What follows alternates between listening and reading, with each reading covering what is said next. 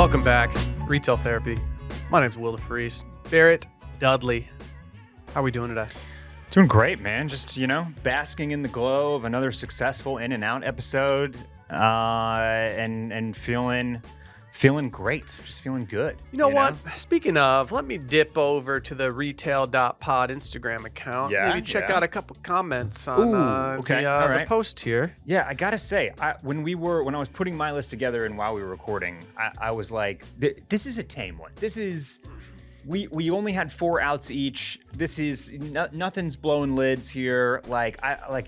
How good even is this one? And then I think, honestly, martinis and oysters, when you put those on the out list aside, I think this might have been even more divisive and engagement hacking than that one.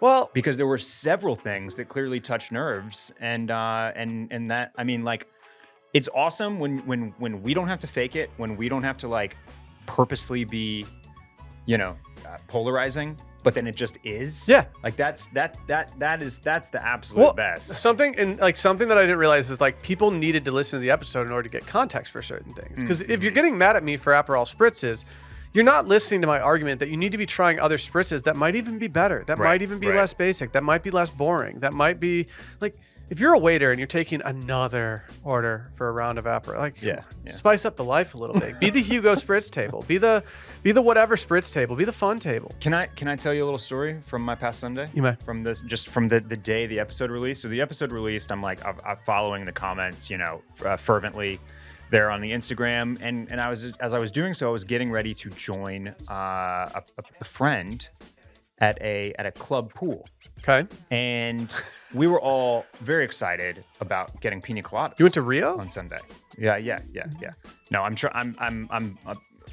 don't know why I'm being sheepish about it. It was I'm going to my friend's country club pool, basically. Yeah. I'm not a member. Don't get your pitchfork out for me. But we were all jazzed about getting pina coladas. And then we got there, and they were out of 2 things, Will. They were out of 2 things. Pina coladas and Saint Germain. Oh, no. My backup was going to be Hugo Spritz. Oh, no. And they were out. Barrett, I don't want to heave criticism your way because you and I need to endure criticism together. Yeah. Because when we do the in-out list, we're really just, we're an army of 2 here. And Randy's we're an army of 3 here. I'll take a 0.5. Okay. But, when we were talking about making at-home pina coladas the other day, I started to think about it afterwards. And I think Randy began thinking about it afterwards. And we found some holes in your complaints about at-home pina coladas. Okay. That it was difficult to do, or that, whatever you said. Okay. If you come at it from the standpoint of you don't always have the materials to make pina coladas at home, that's one thing. But in Texas, you have to go to a whole different store to buy the booze, to buy the whatever. So going to the grocery store and getting some creme de coconut. Just go get the coconut. I made some Saturday. Just go get the coconut. Okay, look, but here's the thing.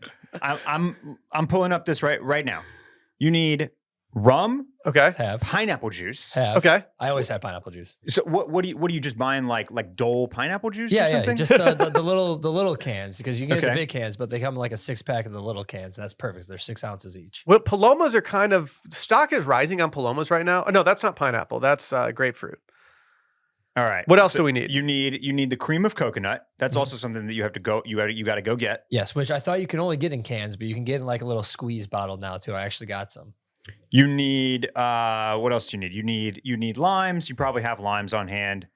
I've got this ingredient that I have. You need frozen pineapple chunks. Yeah, I got them in my freezer now. What I don't want to do this to you right now, but Sally keeps frozen pineapple for smoothies in our freezer at all times. Okay, you need this recipe that I'm looking at. You need cream of coconut and you need unsweetened coconut milk. Okay. Okay. That seems a little extra. Okay, look, you have to make a trip to the store to get some of this stuff. Nobody, unless you are just living for pina colada summer, which maybe you are, because I am declaring it the summer of pina coladas. I'm not even saying it's the drink of the summer, by the way, because I'm not putting a frozen resort drink as my drink of the summer because it's so specific. Yeah. You know what I mean? Yeah. So, but it is a pina colada summer. I think if it's going to be the drink of the summer, you need to at least be able to drink 2 without blinking. And I am blinking through my second pina colada that's melting on the table. But this is some prep that you got to be ready to do pina coladas. Here's the other thing. Here's the other thing that was in the back of my head when I was making this argument. Have you ever made frozen margaritas at your house? No, and I won't.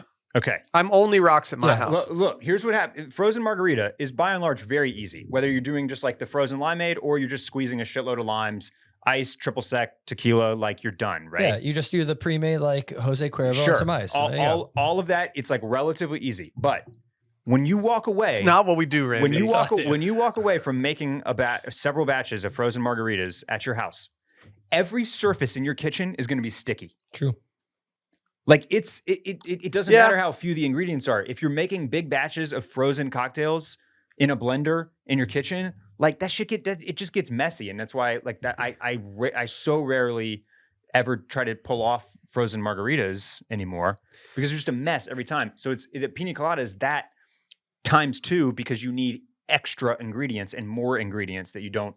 You're just adding to the stickiness. That's fine. It's a sticky situation. I agree. What I'm gonna say. I understand. I understand both sides. I'm not going to argue too much on it. I am not telling you that this cannot be done. If you want to, if you've got a good kitchen, if you've got the setup for it, and you go out of your way to get all these ingredients, go with God, maybe like make those pinas. I mean, I'll always have a stack, but that's because me and my roommate love pina coladas. So, but we're a special case. I agree with you that the average person probably does not. Like we can't make a martini right now. We don't have vermouth. What? But yeah, I ended up like going to a different bar, like inside. And I found frozen pina coladas for us, but they came in styrofoam cups. So here I was jazzed on the support that I was getting for pina coladas. I was like, I'm gonna get a frozen pina colada. I'm gonna get a gram off. My caption is gonna be like, it's a pina colada summer, obviously. And then I was foiled. I was completely foiled. I'm sorry, Barrett. Yeah. Well, some people like the styrofoam cups. You got to be able to see what's in there if I'm there, you know. Yeah. But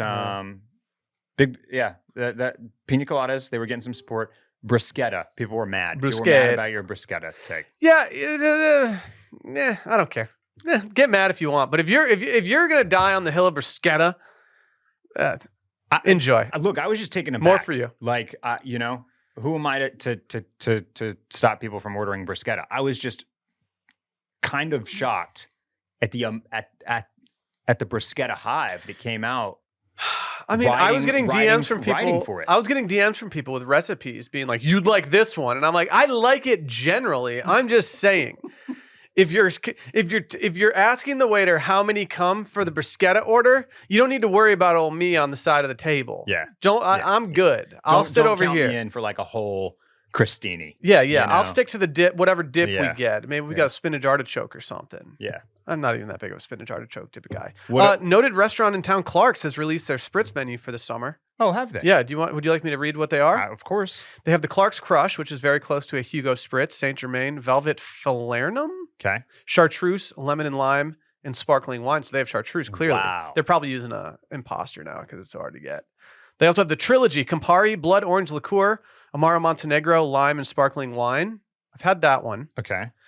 Then they have the Cooling Twilight, Vodka, Select Aperitivo, Strawberry, Lemon, Sparkling Wine.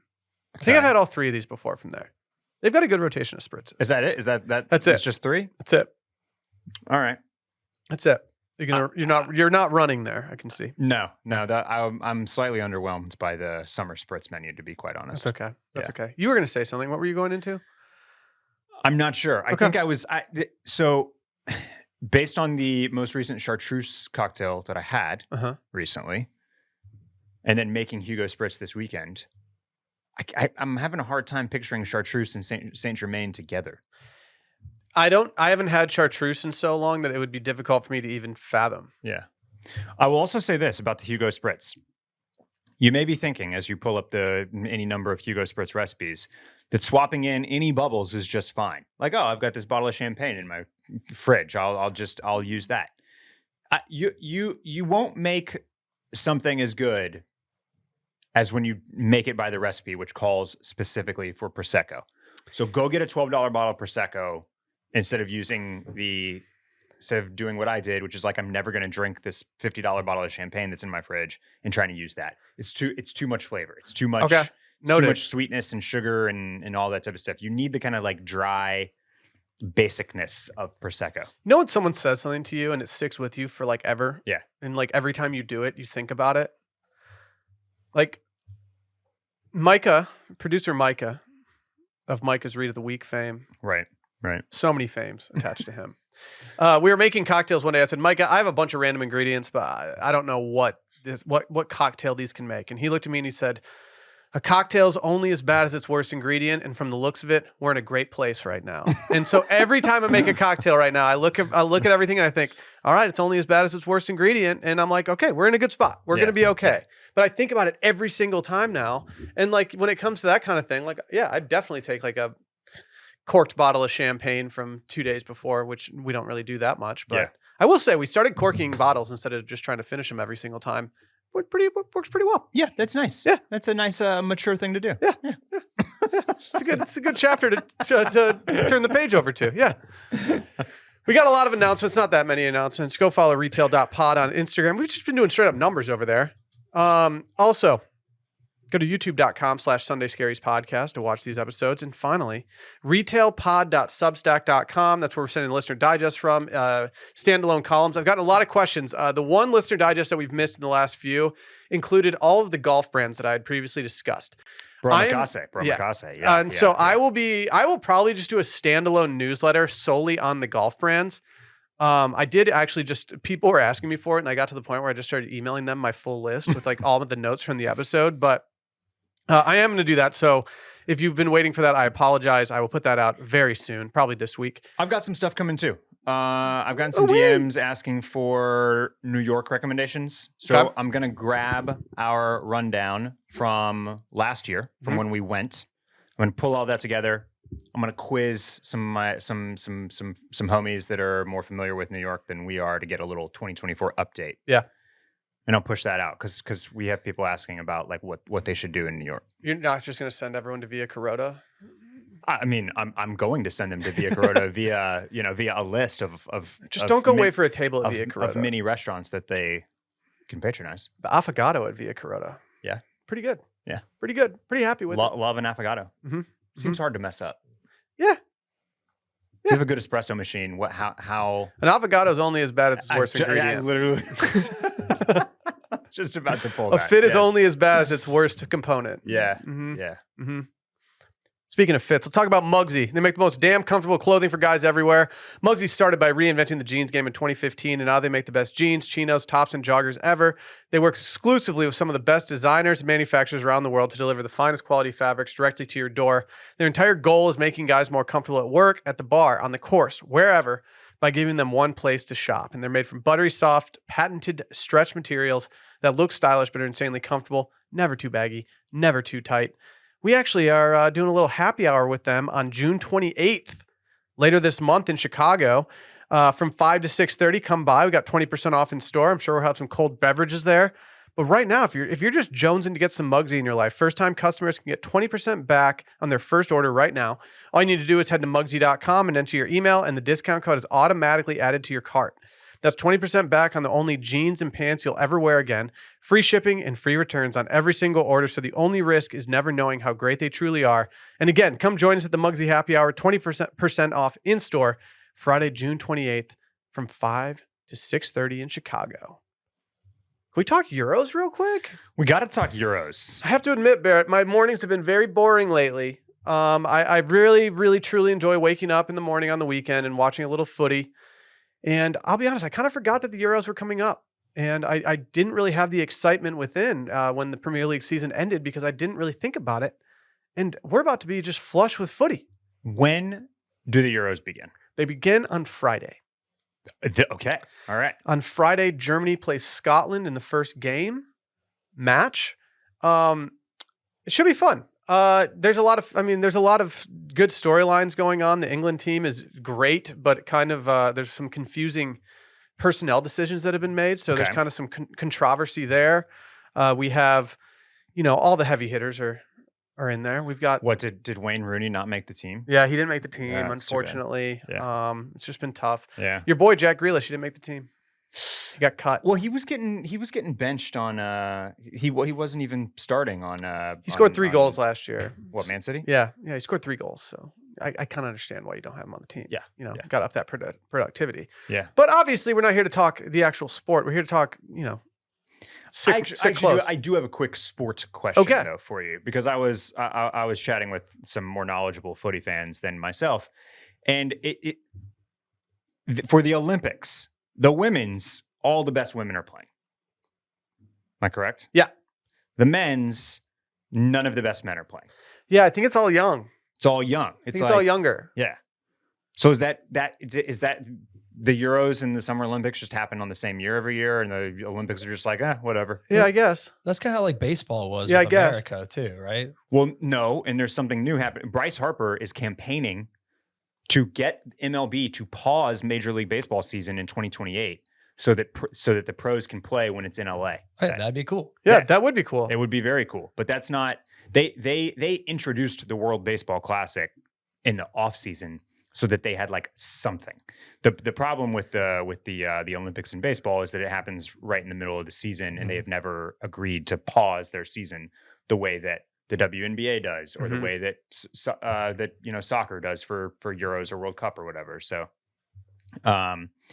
just an interesting note that the Euros is really. I mean, it kind of stinks, right? Because like the Euros is Europe only. So like I don't know, the CONCACAF Gold Cup just like doesn't really have that much juice. I love the Euros. Like I think I said it on a recent episode that like the first time I ever went to Europe, the second time I went to Europe, we were over there for the Euros, and it was just really cool to be like in the atmosphere, watching highlights every night. Everybody was just captivated by it. Everywhere you went, people were talking about it, and from that moment on, I like just loved it, and I borderline like it more than the World Cup. Than the World Cup, just because I have that like connection with it, and it's just kind of cool. But I really want to talk jerseys. Let's talk jerseys. Yeah, let's talk shirts. Oh, there's a lot of shirts out here. We've got a post here on Instagram from Classic Football Shirts. And again, if you're listening to this segment's going to hit a lot different on YouTube. So go to the description of this episode and click that. This is just isolating. I trust Classic Football Shirts more than anybody because they just have every single thing you could ever imagine on their website. They kick things off with the Germany home. Germany is moving away, like we talked about, from Adidas to Nike. So these are some of the final jerseys we'll ever see. How did that happen? I don't know. Someone fumbled hard. Right? Hard. You'd think that Adidas is just like, whatever it takes, we'll match it. I figured Adidas was like, at this point, like just like a German corporation owned by the German government. Right. And like they had a forever deal with the German national team to always wear Adidas. Yeah, like this was like a government contract. It's a weird thing to have like the company that is so closely associated with your country not do it. Indeed. Yeah. I quite like these. I like the little red orange gradient sunburst look. They're nice. Germany's always got some classic uniforms, but they always do a good job. I really like these, and I really like the one that they selected with I think Kai Havertz here with the long sleeve. There's been I feel like there's been a slight need for more long sleeve. People they miss the long sleeve. They want the long sleeve, and so if the guys are doing this for the Euros, I'm going to be very happy. This is also what ESPN ranked the #1. It is. Yeah. I get it. This one is really, really nice. Yeah. It's not rare. It's not often that Germany will do a detail like that kind of gradient and stuff. It's nice. The France played in these away jerseys recently. I think it was on Sunday they played in them, and the second I saw them, I was like, "Yep, those are the ones." That's one of my favorite. It's got the just extremely, extremely oversized rooster on the chest. The tasteful stripes. France for me always has just beautifully tasteful, like clean, simple uniforms, and they crushed it with this one. They do. I don't remember when we were talking about this last, but maybe it was for the Olympics 4 years ago or something like that. But it's like France has different designers at Nike than every other Nike team. Yeah, because there was that beautiful one a few years ago that like looked like something. It looked like something designer. Like it looked like it was. I think it was Acne Studios, and it was like the light blue, like French graphic kind of in the background. Mm-hmm. But then the shirt was like a regular.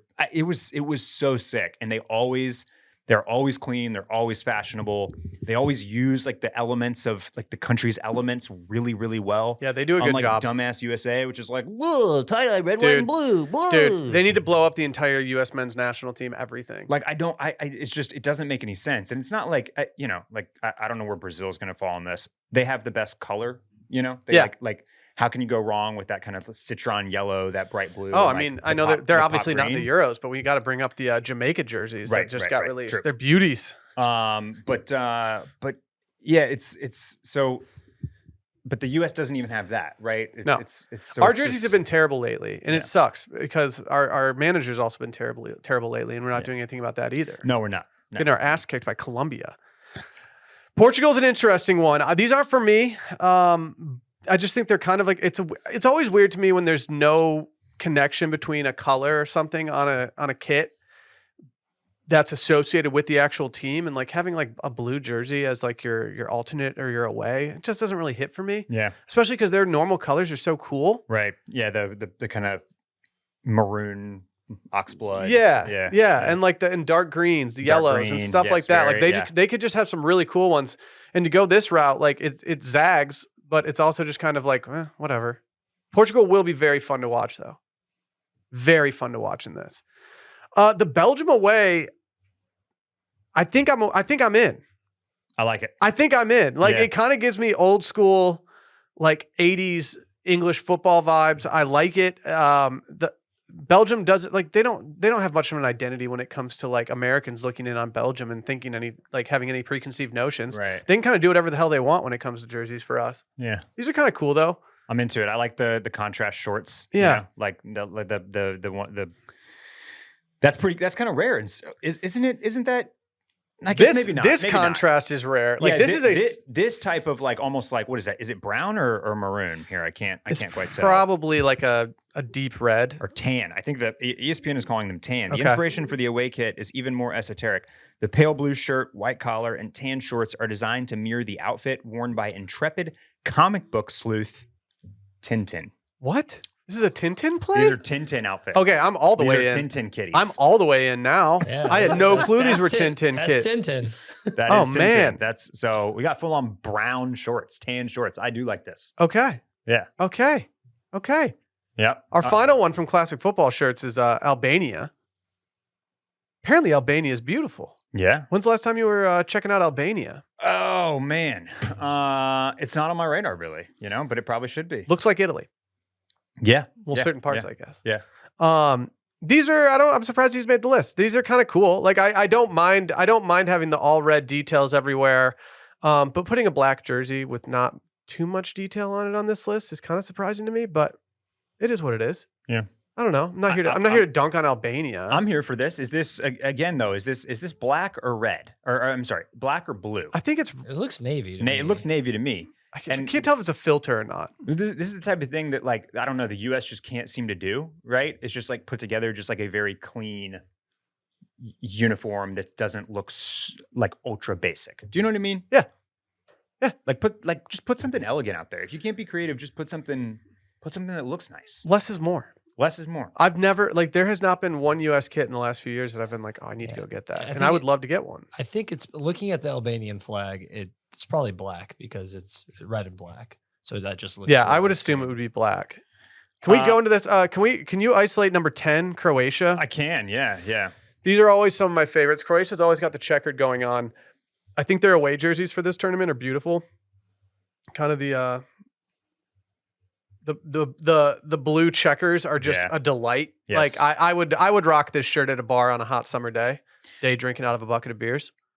In Michigan, as a young lad, I'm sure that were you into football shirts a little bit? I was, yeah. Yeah. And maybe you get a US one here and there, but the one of the nice things about being a kid is that nobody expects you to be loyal to any like pro sports team or national really. You just get to wear whatever you think looks cool. Oh yeah. Like I loved Seattle Mariners gear when I was a kid. Oh yeah. Well, it's Ken Griffey Jr., Griffey man. Jr., I mean, obviously, he immediately made it cool. So are there what are your nostalgia plays? Like who did you love growing up? Growing up, I liked the England jerseys. I mainly liked them just because of Wayne Rooney, though, because I wanted Wayne Rooney jerseys. Yeah.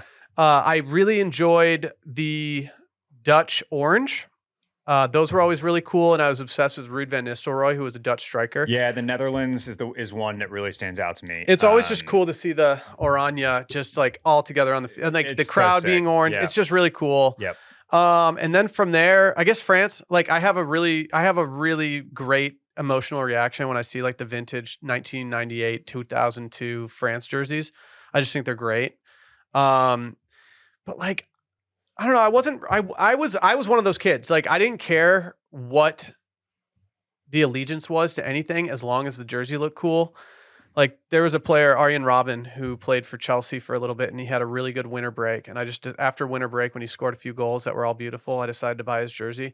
And I was just walking around in a Chelsea jersey for a while. And it was like, Will's a big Man U guy. Like, why is he wearing a Chelsea jersey? Wow. Didn't really matter. I was just into it. You had the streets talking. I did. Yeah. The lunch hour was going crazy with it. I quite like this black on the England shirt. England had some nice stuff this year. I think if we could zoom in more on the England shirts, we'd see that they're like really beautiful. Just really good looking shirts. But I don't know. I kind of like watching England fail on the big stage. It's fun for me. It's an enjoyable thing. I mean, how do you feel about Jude Bellingham, who's leading them this year? How do you feel about him doing skims today? I feel great. Okay. I saw that in my inbox and I thought, this is perfect. You know, how could they not get this guy? It was, the timing of it is genius. Like, they did a really good job with that. I don't know. It's making me feel bad. If Jude Bellingham's good enough for skims, why am I not? Yeah. See, that's the difference is I'm glad to see more coming out of the skims men's line. It makes me think that I'll be able to just like pop in when I want a new pack of skivvies and not be met with sold out everything. You're not doing resale skims? I'm not doing resale skims. No. And so, yeah, because I was quite a fan of mine, and I'd like to get more, but last couple of times I've popped on there, it's been gone. So I need them to keep producing these, keep bringing in stars like Jude Bellingham. Yep. Just the more big male celebrities they get, the more selection we'll have going forward. I think so. It's nice to see Jude Bellingham's not like shredded up like Joey Bosa or something. Right. So yeah, that was a little too much man meat for me. Oh yeah. For sure. Are you copying the new Umbro chainmail jersey? I don't. Is this in the rundown? I don't know if I've seen this. Oh yeah. If you go to the second bullet point under the Euro kits, you'll see the here we go. Chainmail Umbro jersey. I think it's the item of the summer. This is Randy coded. I'm waiting with anticipation. It's a must cop. What is? Tell me a little bit about this. What's this? Well, what's this for? It's an Adidas jersey made out of chainmail. Okay. I don't know what it's for. I mean, they're promoting it as just part of their spring/summer 25 line or 24 line. Is it actually chainmail or is it made to look like chainmail? I think it's actually chainmail based on the close-ups that I was doing of it. That it appears to be see-through in the chainmail fashion. All right. I just don't think I'm going to be day drinking in this anytime soon. It does look like actual chainmail. It sure does. Wow. Do you think they had like early screeners of the HBO documentary brought to us by the Safdie brothers Ren Fair? It's possible. And they were just like super inspired. They just had to they had to get their Lord of Corn on. See, now if I go to the Ren Fair with Randy, I'm going to have to wear this. You will. I'll feel naked if I'm wearing anything but. Talk about occasion shopping, right? It's like when you just like have to be kitted out in the Umbro chainmail jersey for your Ren Fair trip. It's like Cabo trips, Italy trips, and the Ren Fair. I do really like this barbed wire Umbro hat. It's tough. Is barbed wire in? I think barbed wire's in. Yeah, okay. I do. I don't think it's like specifically in, but I don't think people with barbed wire are going to get like that. This is very much thanks to like the current like Balenciaga Vetmom Demna wave right now. He's like everything that he's doing is like whatever that is. Yeah. Pointy. Yeah. I can't think about barbed wire without thinking of the Pamela Anderson movie Barbed Wire. Like it just was always on the movie stand next to checkout. We had a little bros dinner this past weekend as well, and we were talking about tattoos. You and I and a few other gents. And one of the things I was talking about is how like one of the things that's tough with tattoos is as bad as you want them, like tattoos, just like everything else in fashion, they moves in waves and trends. So like if I go get like a bunch of cool party tats, stick and poke, random stuff that like, looks very intentionally unintentional right now, it's like in 15 years, we're going to be on to the next thing. My question is, do you think that barbed wire tats are coming back? No. No, I'm sure people will get them. Like I'm sure if you go to New York, like should I try to jump forward in the trends? Maybe you do. Just get like a sick barbed wire piece around my bicep. When you ask like right now if they're back, like no, not yet. But like by the time yours is healed, it'll be back. It'll be totally fine. Yeah. It's not a big deal. It could go well with this chainmail jersey is kind of why I'm saying, Yeah, that's true. It's true. It's true. To close things out on the footy front, can we also look at the House of Errors drop that I've been seeing just straight up everywhere lately? Have you seen these tops? I'm going to tell you this in just a second. These are very, very cool. It's one of those moments where I wish I had a team in the mix, or I wish that I loved one enough to not care about anything, which I love them. I don't love any single one enough to like just abandon ship and buy it. Right. I also wish I didn't live in Austin because this would be fun to wear on like a cool night. Yeah, this is sweater season, right? But these are pretty sweet. These Like are sick. for being a remake of some jerseys, this is about as cool as it gets when it comes to wearing something that's like not officially licensed, but cool enough to be like, yeah, totally. Yeah. These are pretty sick. So what House of Errors, is this a clothing brand? It was brand new to me. Yeah. I'd never heard of we them. need I started getting a bunch of tweets about this and I saw it on my Discover feed. And then as I started going in, I realized that they were selling well, obviously. And I think they released more. Okay. But they just seem very, like the quality seems pretty cool. It's just thick. It'd be fun. Yeah. It'd be fun to wear one. So who are you going for in the Euros? I have two teams. I obviously, okay. So I will be watching every game from Scotland and riding with them. Okay. Like I would like to see them do the best. But they have no chance. They have no chance. I think it's 1,000 to 1 chance they win. And then the other team that I will probably be making appointment television will be like France. Oh, damn, dude, you buried the lead on these. Look at the back. I know, dude. They're cool. That shit is wavy. Yeah. Yeah, it's got aura. That's valid. got that aura. It's valid, dude. These are mega valid right now. Extra small boys are eating. Yeah. Yeah, they're doing well. No, I think that's even out. I think they're sold out. They're gone. Knitted polo. Okay. Acrylic nylon. So we're not talking any, No, aren't they $120? Yeah, like 130 it looks like. Yeah. 130 Great British pounds actually. So Depends on the rate. Yeah. Depends on the exchange rate. No, yeah. you're right. Completely sold out here. So Yeah, that made sense. When I saw the tweet that was announcing they had more, I was like, yep, those must have done pretty well for each other. But yeah, I don't know. I'll be watching a lot of the main teams. Like I think Portugal's gonna be appointment television, France, England, all those teams. I will say that the groups are not that inspiring right now. Like the initial groups, there aren't any groups that are like the sexy groups. Yeah. It's kind of boring and I'm looking forward to no group of death. There's not like there not one that's like devastating. It's not the sexiest of group play. I will be rooting for England. I would like to see them, break the slump, break the curse. I really like Jude Bellingham, and I would really like to see him have a really fun, good tournament because I love watching him play. And I watched more Real Madrid this season solely because of him than I ever have in my entire life. Do the Brits do they talk about the curse like the Boston Red Sox did? Yeah, they haven't won a World years? Cup since 1968, I think, and that's a whole thing. They've just been botching it. Like everyone is so angry at the national team at all times. And I mean, they got close. Was their latest catastrophe? They lost to Italy. It was the World Cup where they missed the penalties. Yeah. And everyone racially abused the three players who missed the penalties. Yeah, Marcus Rashford, Jadon Sancho, and Saka. And that was World Cup 2 years ago, right? I believe so. Yeah. And then no, not 2 years. No, I guess that wasn't. Was that in a semi? It wasn't in the final. Maybe it was the Euro final 4 years ago. Okay. Yeah. Yeah. I don't know. Yeah. Footy heads are screaming right now. They are. Saka will be wearing his Aimé Leon d'Or cleats for Euros. Yo, New Balance has a sick lineup of players right now. Not, and I don't just mean soccer. Just everything. Yeah, like I saw one of their commercials the other day while watching the NBA Finals, and like they just got a nice little squad right now. Yeah. Yeah. Mm-hmm. Yeah. I got some athletes with some juice. So, should we hear from our friends over at Fountainbleau real quick? Of course. As you guys know, I went to the Sphere, and I was fortunate enough to stay at the Fountainbleau, which is a partner of ours, and I very, very much enjoy this hotel, Barrett. Can I just give you a little walkthrough of what my ideal day at the Fountainbleau would be? Yes. Okay. I would start my day at the Fountainbleau. They have these pastries down in this little jazz club that turns into a cafe. And they have these pastries. Their logo is a bow tie. And they have a jam-filled croissant, raspberry flavored, in the style of a bow tie. What are you doing to me? You know I'm a certified pastry boy. Absolutely delightful way to start the day. From there, I'm going to the spa. They have one of the most world-class spas I've ever seen in my entire life. It is insane in there. They have a snow shower that literally you walk out of the shower and you have snow on top of your head because it's snowing so hard. They got the cold plunge. They got a giant thing. They have all these different types of showers. They have some type of like environment shower where it changes in front of you.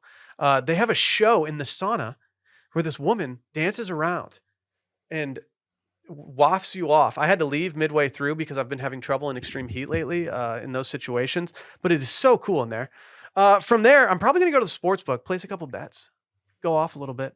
Maybe place a bet on the Euros. Yeah, maybe place a bet on the Euros. They've got phenomenal food at that sports book. But before dinner, I'm hitting the Azul Bar. Some of the best cocktails I've ever had. Their food and beverage program there is great. And for dinner there, like all the restaurants are so good. They've got Don's Prime, which is like a crazy steakhouse. They've got Komodo, which is actually my favorite meal that we had when we were out there last. Yeah, you think you talked about it a couple weeks ago. So good. There's China Club where we did Peking duck, and it was very, very, very tasty. But like, and then Mother Wolf, which is a famous LA restaurant. It's just such good food and beverage all over the place there. If you want to book a room, go to Fountainbleau Las Vegas.com. Fontainebleau is hard to spell, so might just Google it if you need to. But enjoy the Fountainbleau. Let's talk social gatherings. I do want to talk social gatherings as well, but first, for the footy heads out there, I will correct ourselves here. Okay. Yeah. What did we mess up? Yeah. So it was Euro 2020 when England lost to Italy in the final, but it was played in 2021. Okay, because they had to move it because of COVID. Pandemic. That's what I was gonna say. It does not feel like it was 4 years ago. Right. So it was 2021 that happened, and then England lost in the quarterfinals in the 2022 World Cup to France, even though Harry Kane had a chance to equalize with a penalty kick. Yes. Okay. It's all coming back. Yes. Yeah. There you go. Okay. That dude hates trophies. Off of the footy and on to social gatherings. Got a couple articles here. One that you brought to the table. One that I did. And just two real competitive sources here. Bon Appetit and Southern Living. Mm-hmm, mm-hmm. They're going blow for blow. Southern Living. Didn't expect them on the rundown. Did No, you? get Garden and Gun next time, Barrett. But my question here after visiting these two articles, one is about Gen Z loving dinner parties. Mm-hmm. The other is about the lost art of the afternoon visit. What's wrong with millennials? What are we doing here? We're just not getting together. We're just not getting together. The Gen Zs are okay. This is the more interesting article. I don't know if you have anything pulled from it, but it's about Gen Z who people have already declared the loneliest generation, but the loneliest generation is transforming the dinner party. Curated meal-centric mixers claim to provide lonely Gen Zs a pathway to IRL friendship in the city, but can a lasting bond form while simply breaking bread? There's a lot of stats out there about loneliness in cities. Yeah. And how like it skyrockets in places like New York, Chicago, LA, like those big cities where there's so many people that you don't really know where to go and you just kind of keep to yourself and do stuff. And, people getting together for dinner parties sounds all great and good. But like, I don't know where we went wrong because no one does at-home dinner parties like they used to. Why are we not doing dinner parties? Now, because you and I have each talked about how we have fond memories of our parents constantly going to or hosting dinner parties. It was every weekend. They were either having people over or they were going somewhere else. So my first thought is that the fact that we have memories about that probably means that was happening more when we were in the like 6 to 12 range. Yeah. And none of us have kids that are 6 to 12 yet, basically. Yeah. So it might just be that everybody we know is still too burdened by being in the throes of like toddlerdom, basically. Yeah. But yeah, like this is something that doesn't happen that I think would be awesome. And then the other thing that I started thinking about it is like, well, I don't do this either. I'm not hosting dinner parties either. We don't love our house. It's not a good space for hosting dinner parties. And like so I just kind of spinning off of that, the millennials by and large can't afford houses. And when they do, they're like moving into smaller spaces than our parents did. Uh-huh. So I'm thinking that maybe that's part of it as well, is that there's like... But even if you had to throw a dinner party right now, let's say like there's a gun to your head and someone said invite 6 people over, throw a decent dinner party. Yeah. Like I don't have enough placemats to like serve a dinner. Like I have barely enough plates to serve 8 people all at once. Like I'm not even equipped because it's so not a thing. since moving out of an apartment into a house, I have had the itch to entertain more, and I have done it more. Yeah, I have had random people over, whether it's to play with kids or just to be social, whatever. But I feel like having a house and just having more room has made me much more active about doing it, and it's a good feeling. But like even then, like I remember going to bed and hearing like my parents downstairs like still going. Yeah. And like I don't know if that'll happen for a long time. Right. Like, I mean, we've got 2 young kids at home, which is prohibitive, but it's not so prohibitive that like I'm not willing to do it. Well, that's what I'm saying. It didn't seem to be prohibitive for our parents. Yeah. So I don't know why it's so tough for, I don't know. for millennials. It doesn't make sense. Yeah. And I mean, even if it's not a dinner party, I'm impressed when people just have a cocktail party. We have some friends that would throw a regular Christmas party, and I was always so thankful that they did it because it was a great thing to fall back on and just know, oh, we're going to go to this fun party every Christmas. We're going to see some people we probably haven't even seen since the last Christmas party. You know, it keeps getting better and better every year to the point where they have like a bartender, and it's like, it's just a fun thing. And I'm not saying you have to have a bartender just to have a party, but like having a space to do it has opened my eyes, being like, hold on, like I have a full bar of a bunch of stuff that I never touch when I'm at home. I would love to pawn this off on other people and have some people over and call it a day. Yeah. It's not that big of a lift. Yeah. Yeah. Does it also have to do with the fact that like, even though Austin is a small city, nobody really lives close to one another? Maybe, but even the people that I live close to, I still don't see that much. I feel like the neighborly nature of people's gone away. Yeah. I had someone the other day walk by our house and I gave them a wave and they just looked away from me. And I was like, okay, that's whatever. Like they just don't want to talk to anybody. I've definitely done that to people when I'm walking by their house. But then it happened to me again with someone else recently. And I was just like, yeah, I guess I just don't think that everyone's as neighborly as they used to be. Well, that ties into the Southern Living article, which is, you know, talking about bringing back this lost art of the afternoon visit, which I think yes, it's friends, but it's also very like a neighborly thing. Mm-hmm. Like you make friends with the people that are close to you so that you can do these like Seinfeldian pop-ins essentially, where you're just there to say what's up. Mm-hmm. Maybe somebody makes you a cup of tea, like, and then you're on your way. But there's very, very little of that, of like the idea that it's okay to hang out with somebody in person for like less than an hour. It's because we're not bored anymore. Yeah. We're too stimulated. Like we're sitting on our phones scrolling during the times when it's like, I'm going to go walk over and see what Alan is up to next door. Yeah, like, I mean, and like, that's a good point. Yeah. Like we're so captivated by everything in front of us and everything's so on demand that I feel like it does stunt me from going out and doing stuff. There's times when when the boys are napping and I know I have 2 hours to do something.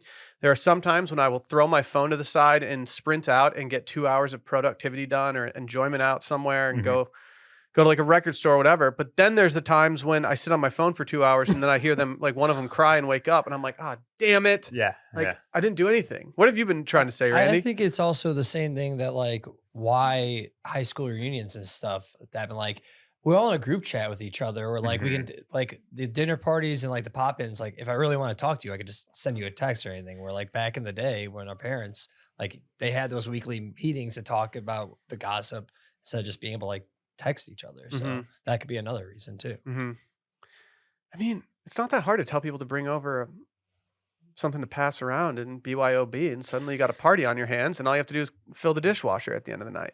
Yeah, the Bon Appetit article also, you know, we've kind of like made our own version of it. It seems like they're talking specifically about some groups and some societies that are hosting these dinners as well, which is a little less interesting to me. But they do kind of like that piece of it is also about how, you know, just to quote here, it's a heartwarming concept, the idea that we can conquer our loneliness and isolation over the course of a single dinner party. But how realistic is it? In interviews with people who'd attended one or more of these dinner parties, results were mixed. Hunerberg says she's met a casual acquaintance, someone who she might see every 2 months or so at the Aperitivo Society dinner.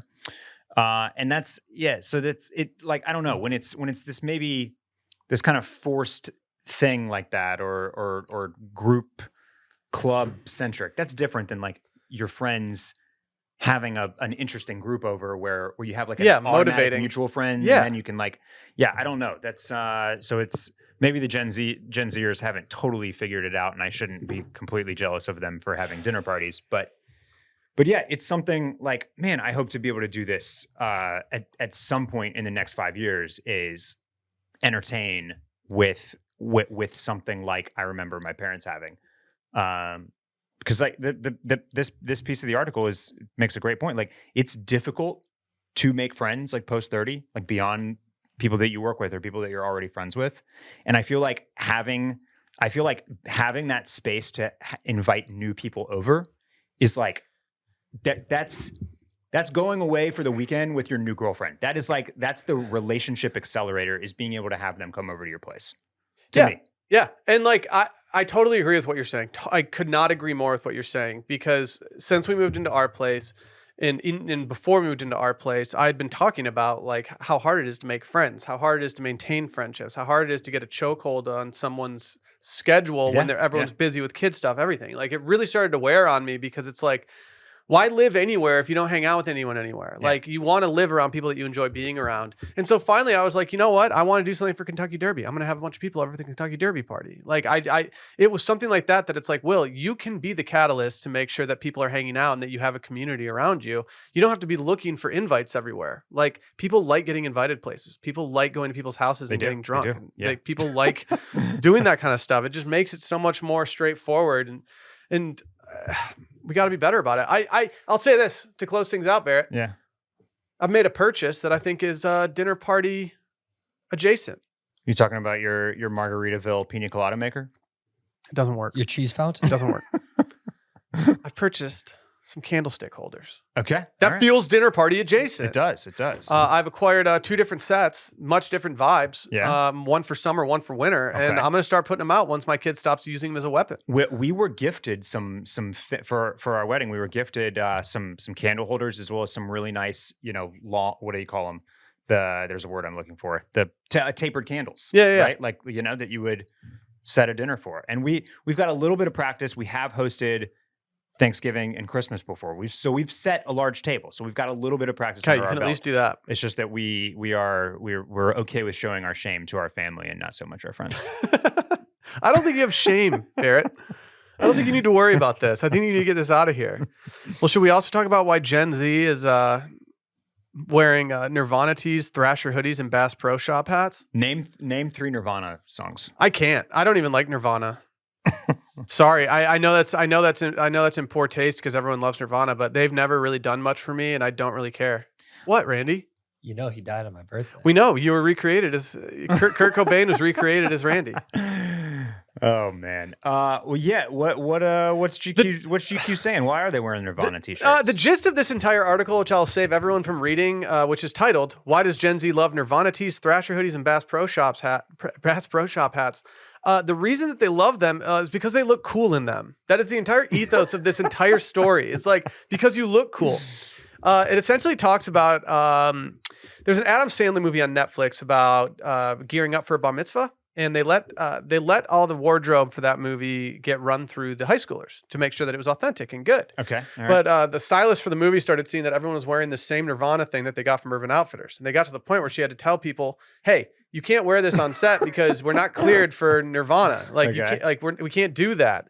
And so it started to inspire this larger conversation about, kids wearing Nirvana shirts. Why are they wearing Nirvana shirts? Well, because it's vintage. It's cool. Nirvana is an iconic band name. They have iconic iconography. Like, they have a lot of stuff that you've seen before, even if you don't realize you've seen it before. Like, it's classic for that reason. And still no one can, like, they interviewed some Gen Zer and they were like, what if someone asked you to name 5 songs? And she's like, oh, I would have no clue what to do. Yeah. But like, it's a worse look to be the hardo gatekeeping t-shirts than it is to be the person going out and wearing a t-shirt that they just think makes them look cool, in my opinion. Yeah. Well, and this is a little bit like been there, done that, right? Like all of our female peers already did this with the Guns N' Roses t-shirts. Yeah. Oh yeah. Like, I mean, just like moved on to the, went from the 80s band to the 90s band now. Which yeah, is like we're just getting older to like the bands that we actually listened to growing up are starting to like be vintage again. It's a tough thing to swallow. Or like the Rolling Stones tongue. Yeah, the tongue. Yeah. Do you have anything in your wardrobe currently that, like, if someone asked you something specific about it, that you just completely flat out have nothing to say? This happened to me. Were Were you with me when this happened to me? Was this your surf T-shirt? Yeah, when I was wearing my surf T-shirt, and You've told me this story. the waitress asked if I surfed, and I said no. She goes, "Well, who's the surfer on your shirt?" And I said, "I have no idea. I have no idea. Yeah, I can look up on Nordstrom who the surfer is, but I can't tell you much else." I think we had this. We talked about this maybe with the merch conversation or maybe on a different one. But like my thing with band tees has always been that like I'm not walking into Hot Topic and buying a band tee. I would never buy one from a company that's getting it printed themselves. Right. Yes. Yeah. Like I have been very stringent about buying them at concerts, but as you're kind of acknowledging too, like at the very least, like go through the band's website or something like that. Yeah. Right. You know, or just find one on eBay for nothing. So I even if don't it's crap. So I don't have the problem with having like a band T-shirt that I own solely for the reason of thinking it's cool. And then the other thing that I've always kind of grappled with is whether I like I think sometimes I think it's cool to like it's like I call it the fake event tee, where it'll be from any number of brands and it'll be like Catamaran Regatta 74 or whatever, but the graphic is sick. Like I've always really had like a difficult relationship with those. You got to really nail the design to have it. But I've also kind of stayed away from that. The only thing that I can think of is like it's actually one of my favorite T-shirts that I've had for well over a decade. It's like starting to get holes in it. It's from one of those companies like Tailgate or something like that, but the cut is really nice, and it says Lake Tahoe on it, and I did not get it from Lake Tahoe, but I've been to Lake Tahoe several times. It works. So I feel counts. like I slid that one in under the door. But it's like Jackson Hole. If you have a employee that wear a bunch of Jackson Hole shirts. Yeah, Brett was appropriating Jackson Hole. He had to go take a vacation there in order to get the like 10 Jackson Hole shirts. Not to fully put Brett on blast, but that Diamond Cross Ranch company that he loves is like it's kind of a good example of what I'm talking about with the regatta example that I tried to come up with. But it's like I get why those graphics are cool. They've got like this kind of like, urban cowboy, but Yellowstone ranchy, but streetwear type vibe. But they all say Jackson Hole on them. And I've never been to Jackson Hole. Yeah. So that's another thing that's always, Yeah. I just kind of have a hard time like wrapping my arms around. But yeah. I don't know. Like, I think it's lame to wear. I think it is somewhat lame to wear the T-shirt of a band that you've never listened to and don't care about. Yeah. But if you just say like, I don't care. Yeah. Then I'm fine with that. I will never give someone shit for doing that. Like, if anything, I'm going to be like, you should listen to them. Like, if it's such an iconic shirt that you're wearing, you should go listen to them and see if you actually like it. Yeah. When we were at the Sphere, it was the first night of their run. It was the first set break.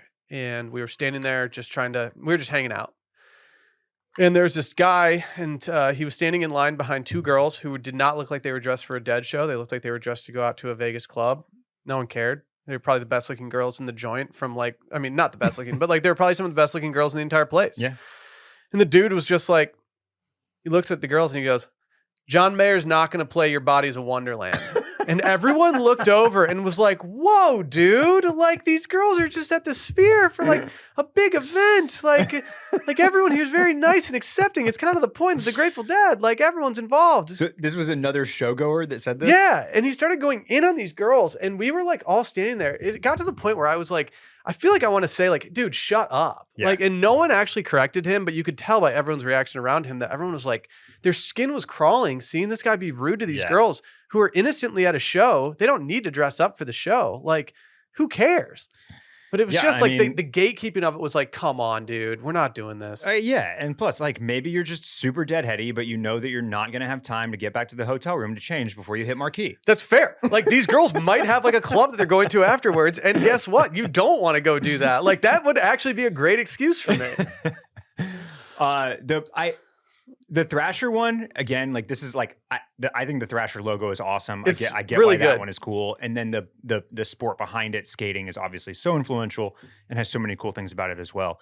The Bass Pro Shop hats, I never totally understood that one. No, I think I grew up in such a place that had like enough of a fishing culture that like I felt like it was an area that I couldn't tread into very much because I would get called out for that kind of thing. And now I'm just like, I'm not going to wear a Bass Pro. I think they're good looking hats and stuff, but like I'm not going to wear it. Yeah. But you know, obviously we've talked many times about kind of the fly fishing's influence on various fashion brands, which and like that has so much romance around it. But it's like noodling for a bass. Like I don't know. I'm just not. Yeah, I don't need that. I'll pass on the Bass Pro Shops. I agree. Can we talk about a missed cop this week? Yes. So Noah, they're out of New York, right? Yeah, fully. Haven't heard much from them as of late. Until this last week, they released a Timex watch, a little collaboration. And at first, I thought, "Damn, that's a really nice looking watch," but I'm not in the market for a watch. And then our friend James kept on messaging me about this watch and saying, "This watch is sick. This watch is sick." He said, "I'm gonna get it for some weddings this summer." And I thought to myself, it's a really good use case for this watch. It goes with a lot of things that I have and a lot of things that I like. And I think I could actually make a play for this. And I saw it was $198. I was like, all right, I can get a good looking timepiece for under $200. I'm gonna give it the old college try. I found the link on Google for the watch before it even launched, so I didn't have to go through any clicks in order to get there. Got on the page, put it in the cart about 10 a.m. on Monday morning. And by 10 a.m. in 30 seconds, it was completely gone. Yeah. And Barrett, how did you do your sleuthing to find the inventory numbers behind this? Okay, so I'm I've got my sources out there in various Discords and online forums and whatnot, and many of these people are tied into like cook groups from sneaker things or whatever, or they have like visibility into sites that still kind of open the back door so that you can see some of that. Mm-hmm. And so every once in a while they'll be able to pull stock numbers, or at the very least they're hearing from people that had visibility into the stock numbers. And apparently there were about 30 of these for sale on the website and only 40 in store. And yet I think the reason that maybe you and James were seeing them so much across the gram is because apparently these were just like tossed out for friends and family. Like they seeded a massive number of them. It's just weird to me. So It's weird to me. It's like very strange. I don't think they could have ever forecasted that people would have wanted this at the clip that they did. And I think that Noah's been having not the greatest time trudging through some stuff. Like, I mean, you know more of the ins and outs of Noah and J. Crew and how that relationship with what's his name? Babenzine. Brendan Babenzine. Brendan. And so like I don't know. As an outsider, it feels like there's more time spent on J. Crew than Noah these days. You just don't see much from Noah unless like a Popeye collaboration or something like that. Yeah. And so Yep. like I truly have just stopped paying attention to them, even though it's a brand that I still respect and enjoy a lot. And this was the first time where I was like, oh, I'm getting something from Noah. I'm back on their email list. I'm back doing it. And to only release 70 is crazy to me. To do a bunch of friends and family, like, what are you benefiting unless you're going to do another drop, which they might.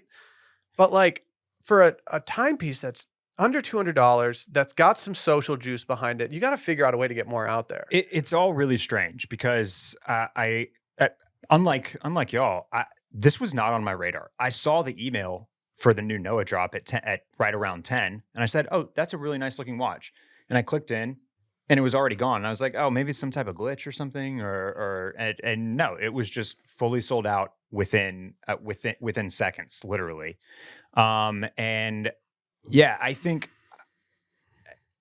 surely you could have forecasted that you could sell more than 30.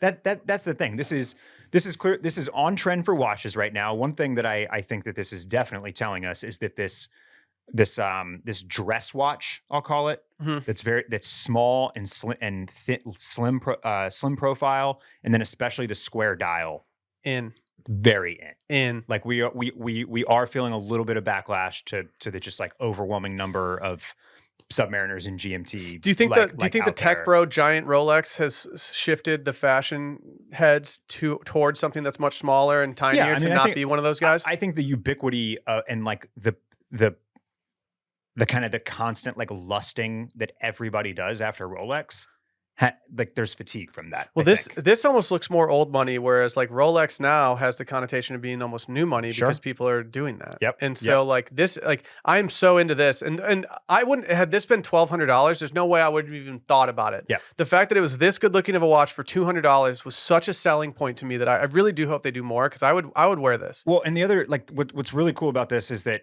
It's got all the right look. It's got the Roman numerals, like it's sort of speaking to like a vintage Cartier thing. And then it's got this really cool complication on it too, with the little like the night and day dial in the back. And even if someone walked up to me and said like, "What's that watch?" I wouldn't be ashamed to tell them, "Oh, this is a $200 watch." I'd be like, "Yeah, no, this is from Noah, brand that I like, and Timex. They just did a collab. It's cool." Like I would not have any shame in being like $200 watch. Whereas a lot of people like feel the need to have the most expensive thing on their wrist that they could possibly have. But yeah, I mean, this is the type of thing that'll lordy. That this is what you're going to catch on his wrist. Thank you, Randy. Thank you, Randy.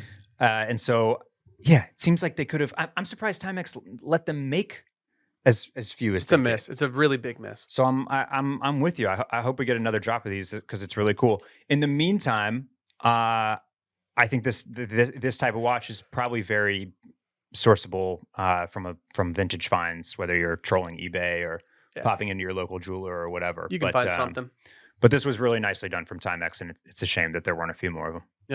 Yep. Let's do some articles of interest. How do you feel about the hot rodent men of Hollywood? We'll get the gong ready, Randy. Yeah, Randy. Well, except for I don't know. From what I was yeah, hearing, actually, I think this is all watch list stuff. Actually, I think so. Our one baby girl is currently on probation. Although the Sabrina Carpenter video, I don't know if that what that changed for his status. I'm not ready to put him back on yet. But are baby girls being the star of their girlfriend's music video? That's not something I'd considered until he dropped that. But no, this is not baby girl. This is the rodent men of Hollywood that are making all of these waves.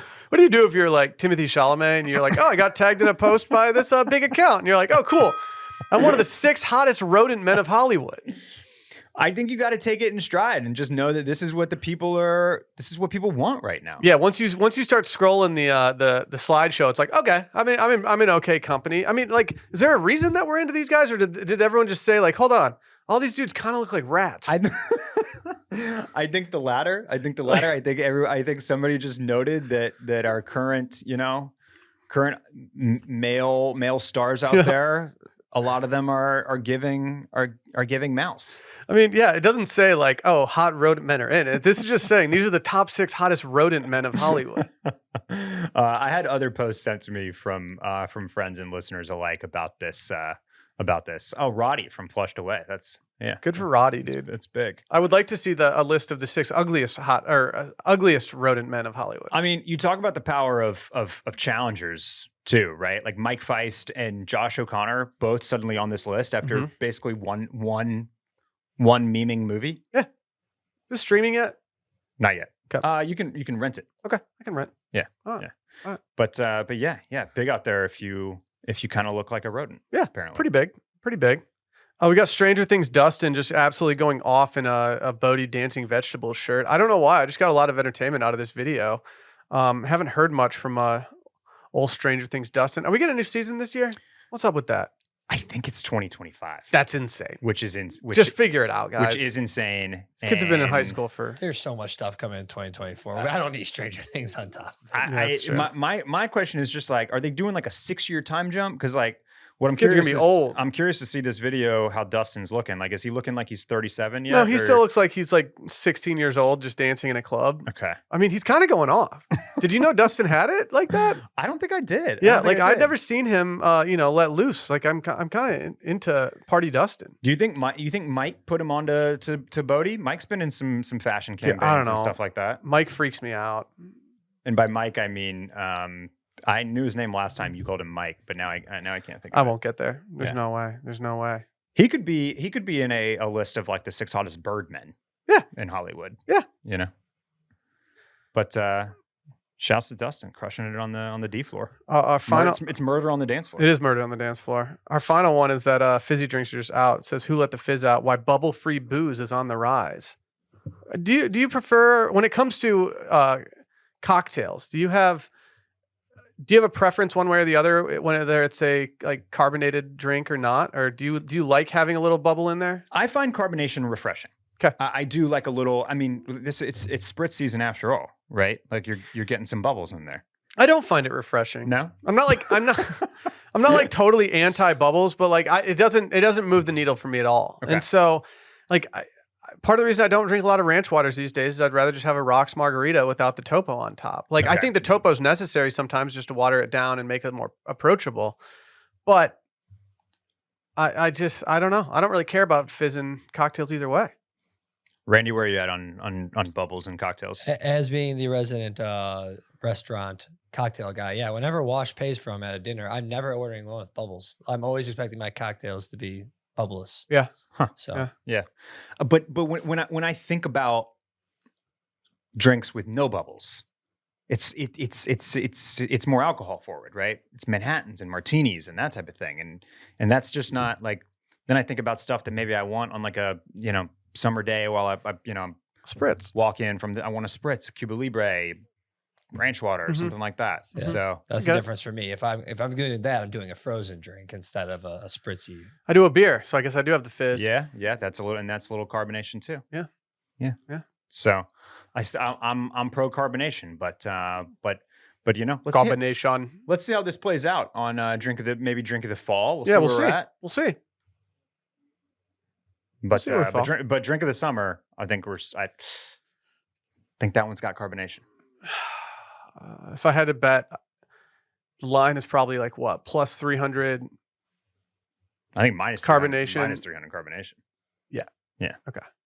That checks out. All right, let's do some wish list items. You want to start or me? I will start. Okay. I've been doing some in-person shopping. Will, Look just at you. going around and checking out the stores. Is it your new hobby? Man, if it has to do with clothes, it's part of my my degenerate hobby. Yeah. But so some spots I checked out real quick. I checked out the new Self Edge store. Really cool. Nice guys in there, just down the street from the studio here. There's a new like kind of streetwear heavy store down on South Congress. It's north of 290, but it's off the main strip. It's called As You Are. Okay. AYA Austin. Popped in there, met the owner, cool guy. And but where my wish list item comes from today is Buck Mason, and they had a bunch of just like really good looking like earthy stuff that I wanted to go in store and try on. I tried on some of their linen stuff. Nothing totally blew me away, except for this pair of shorts right here. This is the Herringbone Twill Larson short. They did not have my size in this natural colorway. Otherwise, I was probably walking out with them. I like these. But this is but I think I need one pair of shorts to add to my rotation this summer, and I think this is going to be the pair. It's fitting that that bullseye that we talk about with like the length, but also a little bit of the bagginess. They're 6 1/4 inseam is great. They're not too tailored. And although they look like this was not something I had on my radar from the website because they look so preppy here. They look so They like do. vintage RL. And then I tried them on. And I was like, nah, these can go either way. Like you can wear these with penny loafers if you want, but I think these are going to go hard with sneakers as well. So, Well, Barrett, if you choosing something from Buck Mason for the wish list indicates anything, I might just swagger jack you and get these before you can. that was Todd Snyder Todd Snyder. yeah. Similar logos. And I mean, a little bit kind of similar vibes. Yeah, similar vibes. I'm going non-apparel, non-clothing. I'm getting something that I've needed to buy for about 6 months now. How cultured of you. I want a cassette player. Here's the issue that I've had. My wife got me some tapes, some cassettes for Christmas last year. Let me guess. Yeah. Grateful Dead. Dead and Company. I remember she specifically asked me for cassette things. I'm like, Yeah. I don't know. And so I have not done it yet. I'm very particular about the stuff that I've been buying for my audio setup, and I think this is kind of cool. That being said, I don't know anything about this company. I don't know when it comes to tapes if there's anything I need to be paying attention to. If you're someone out there that's a tape head, please hit me up if this is a bad call. I'm going to give you 2 weeks to hit me up. Shouts to all the tapeworms out there. I also ordered some tapes recently. You can't listen to any of the Dead & Co stuff on online. You can listen to it online. A lot of talking, a lot of crowd noise, stuff like that. But there's a guy who did some tapes of it in limited quantities and sold them. And I bought some, and I'm like, I'm really going to want a tape player by the time that these tapes get in. And so I want to do it. And I just think it'd be a fun thing to add to the arsenal for the hi-fi. This looks very cool. I mean, it looks like something that's going to look great sitting on the the credenza. It's Bluetooth. It's Bluetooth in addition to being wired. It's got a bunch of different utilities. It is pretty nice. I think it's got like an FM radio and stuff. Like I think there's more utility for it than just playing a cassette. But again, like if there's anything out there that's better than this that I should be paying attention to, and I'm not paying $160 for like the hip version, and there's a better quality thing or cool piece that I'm missing, please let me know, because I would like to get something that not only looks good, but plays things well as well. So We Are Rewind, is that like a whole? Is this the only thing they offer, or do they offer? I think other they stuff? mainly just do that and then accessories for that kind of thing. Be kind, rewind. Yeah. That's what I always say. Yeah. Will you be adding any screw tapes to your collection? Screw tapes. Screw tapes. What are screw tapes? Yeah. Okay. Well, we'll save that for another podcast. Okay. Maybe I'll have to get you some. Okay. Deal. Should we get out of here? We should. All right. We'll see you guys later. Bye bye.